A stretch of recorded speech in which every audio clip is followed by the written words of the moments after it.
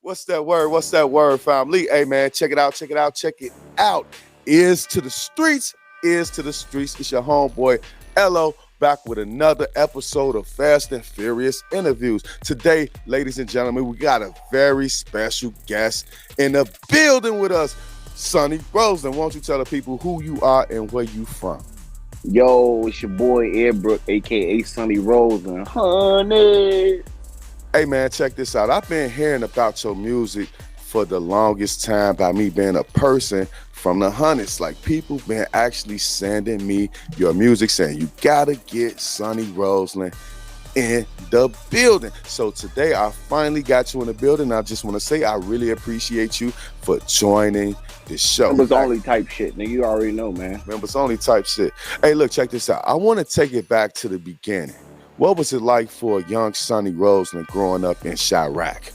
Man, Chicago is my kind of town. It's a dope spot. When I came up in the era where it was a lot of structure, it was a lot of love. You know, we in the hundreds, you know, we ain't got a lot of apartment buildings, you know, and tall spots. You know, we got, you know, single family homes. So a lot of the relationships and the friendships was real close knit, man.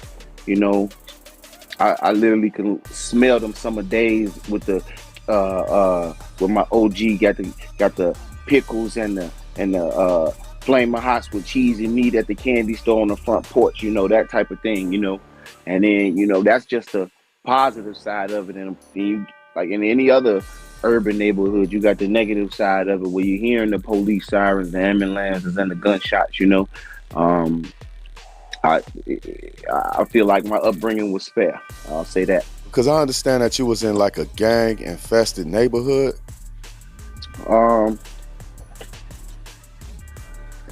It was different. I mean, you gotta play a certain role, like, you know. I think with our gang, with the gangs that was infested in our neighborhood, it was about a mutual respect. And I think if you had a certain respect for the other side, you wouldn't have many issues. But when you cross that line of the respect, it kind of go real. It go to the extreme. So I think the infestation and the hardness of it was just the, you know, the stepping on one's toes. You know what I'm saying? So for me, it wasn't really that difficult. You feel me? Because like I said, I'm a person. I'm a man before I'm anything. So I meet people on that level, and I think they had that same respect for me. And when we cross paths on whatever level, it ain't looked at like an opposition. You know what I'm saying? It ain't looked at like that. So, and it's a hard role to play because, you know, a lot of people want you to take sides out here. What age was it that you said, hey, I got a talent for putting words together and getting on a microphone and talking to a crowd? Man, I was 11 years old. In my classroom, I went to VV, Elementary Penitentiary is what we called it. But I went to VV, and I was sitting in Miss Natty's class, and my homie Perm, he had wrote a rap, and I was like, nigga, I could write a rap. And he like, man, Joe, at the end of the day, let me hear it. So I end up going to write an ABC rap, using my ABCs or whatever, just because that was the first thing that came to mind. And I knew I had to get the rap done and show Perm at the end of the class. So I ended up doing this, and like, I still remember that shit too. It was just a crazy, crazy flow, man. I was 11 years old at that time. And I gave that shit to Perm. Perm went crazy over it, man. He's like, oh, hell no. And then once I graduated grammar school and went to high school, it felt like it was just meant for it because I ain't meet nothing but raw ass niggas. And it's been history after that. Who is Sonny Roseland, bro? Man, Joe, I'm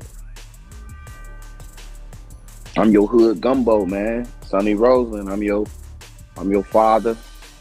I'm the father figure in the hood where, you know, just I'm taking care of my kids and doing what I do. Just statistically, the person that ain't supposed to be there when you think about fathers and black fathers out there on how they try to portray us. I'm the street dude coming up, being able to manage and finagle through the streets and just kind of, I live by a code of ethics, a code of honor that, and just keep it respectful all the way around the board. The entrepreneur, the hustler, you know what I'm saying, to get money due. Like, I could find a way to make something happen, you know what I'm saying?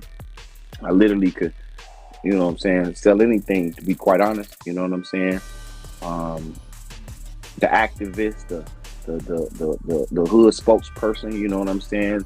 I definitely speak for the underdog. When I come, I want to make sure that the underdog gets heard, you know what I'm saying? And I'm going to be the one that's going to be yelling hard, louder than anybody from the rooftops for the underdog, you know what I'm saying? And willing to put my life on the line for the underdog, because, if we got people that's, on the upper hand that can show and prove and be willing to lose their life for it, we got to have some type of we got to have some type of yin to that yang on the underside. You feel me? So that's me. Just like I said, the hood gumbo, I come with a lot. I bring a lot to the table, man. So that's that. So just to let the people know that you are a devoted father. Did Sonny Roseland grow up with his father in the house? No, not my biological father.